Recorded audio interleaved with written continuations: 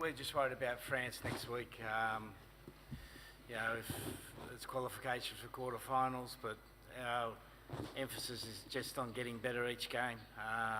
That was a tough game for us today in a lot of regards.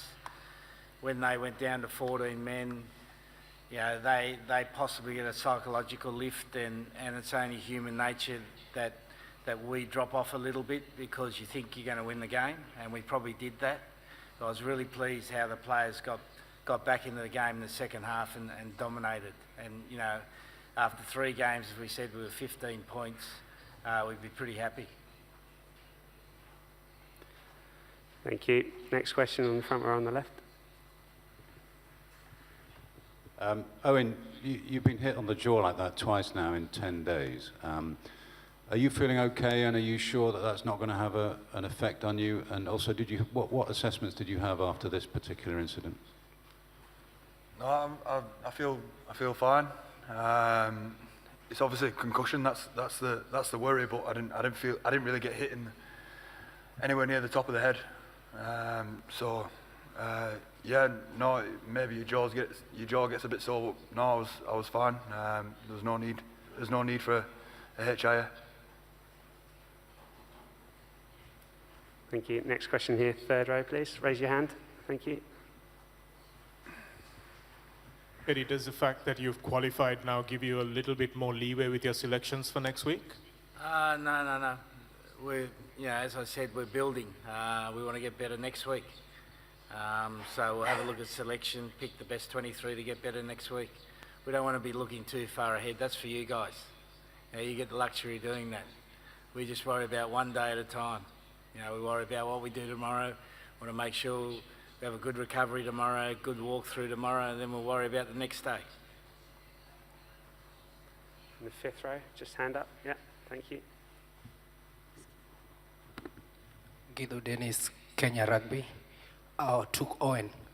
Too many fights in the pitch today. What do you think was happening? Yeah, I probably wouldn't call them fights, but yeah. No, there was a lot of scuffle after the ball.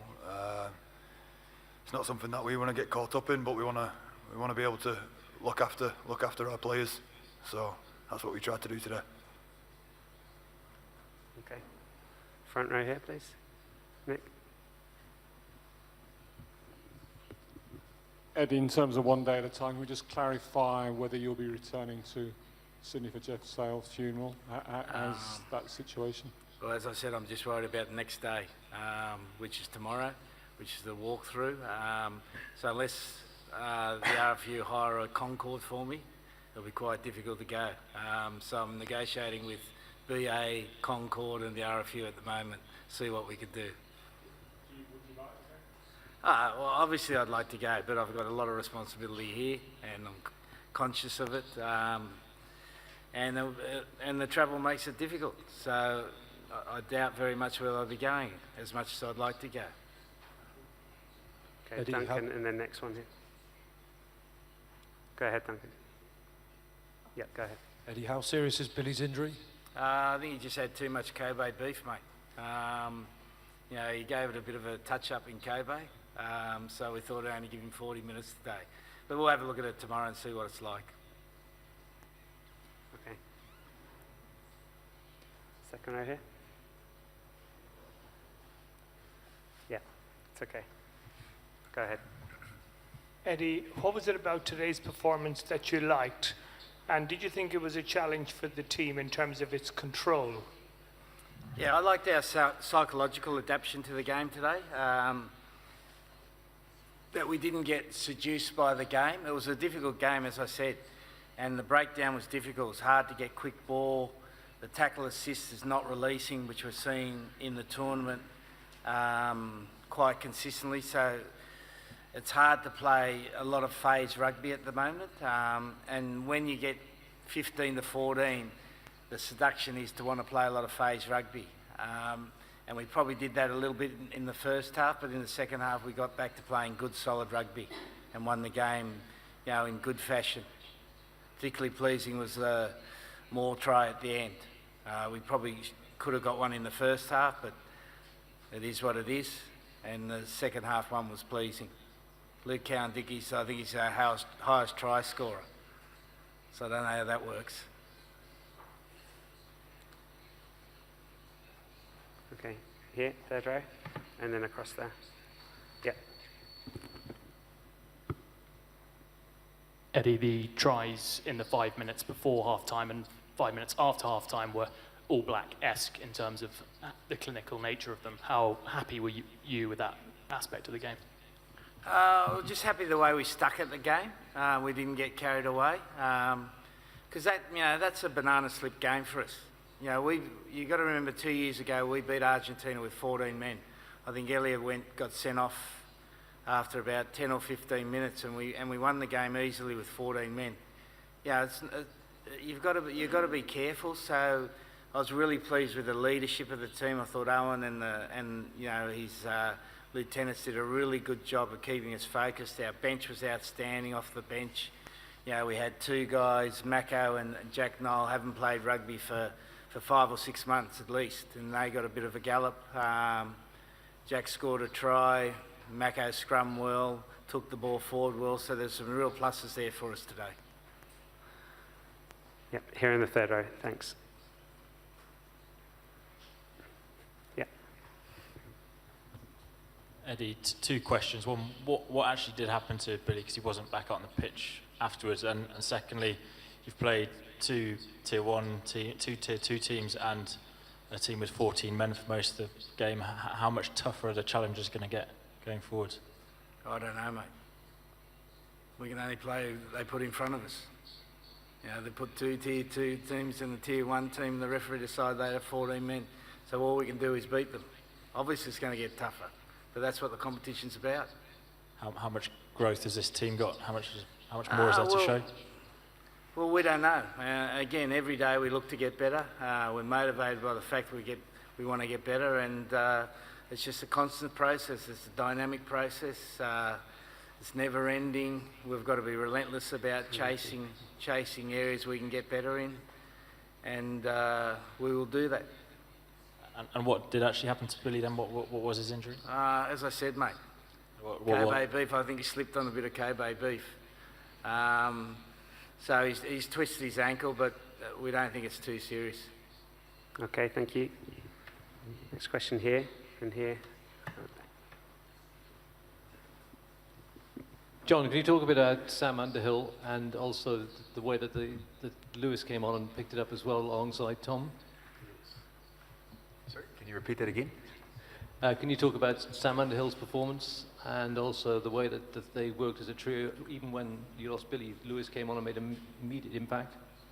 Yeah, they're two very exciting back rowers, got huge work capacity, and Sam really enjoys his defence. And then you've got Lewis, who is a very, very mobile player, very handy with the ball in his hands, and loves to go forward. So yeah, there's a nice blend, and it's always important to have that sort of combination available, and we're very fortunate to have that. Okay, so in the baseball cap in the front row. Sorry, first question. Good evening. Question to Eddie. From what you've seen so far, what can you expect from the French team? I like your cap, mate. Michigan State. No, better not.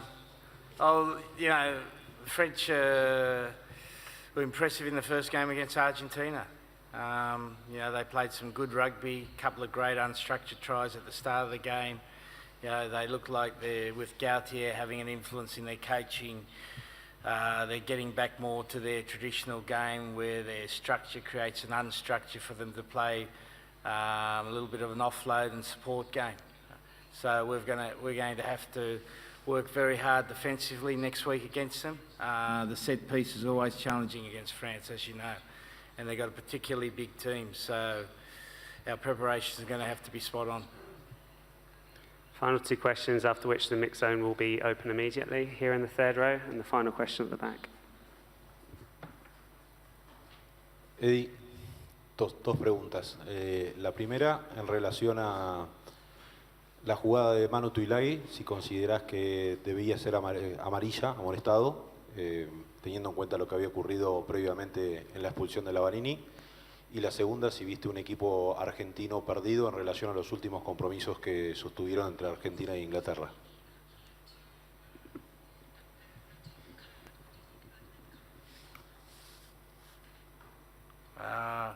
Well, again, we never comment on the referee. We allow that process to be looked after by the referee. So I really don't have anything to say on that. You know, again, it is what it is. Thank you. Final question at the back. Buenas noches, tanto para Eddie como para su cuerpo técnico y para Owen. Recién en el head coach argentino Mario Ledesma habló del equipo inglés, del equipo galés, de cómo se repusieron después de haber quedado eliminados en primera fase de un campeonato del mundo. ¿Qué pueden aportar ustedes a este concepto que dijo el head coach argentino, tanto Eddie Jones como Owen Farrell? Gracias.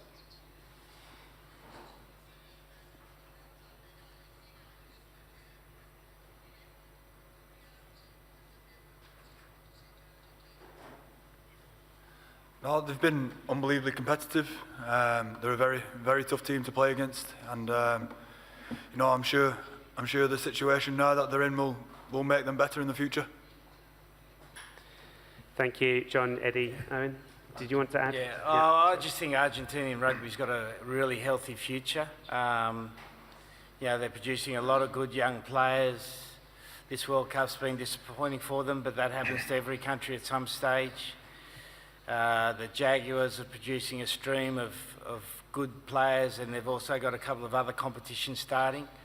So I think it's a pretty healthy future for Argentinian rugby. And I think, you know, you saw today with 14 men, their team fought hard, played with plenty of pride and passion, and yeah, they did their country proud. Obviously disappointed with the results, but they're a good team, so don't be too hard on them, guys. Okay, thank you, everybody. The mix zone will be opening very shortly. If we can just let the guys on the top table leave first.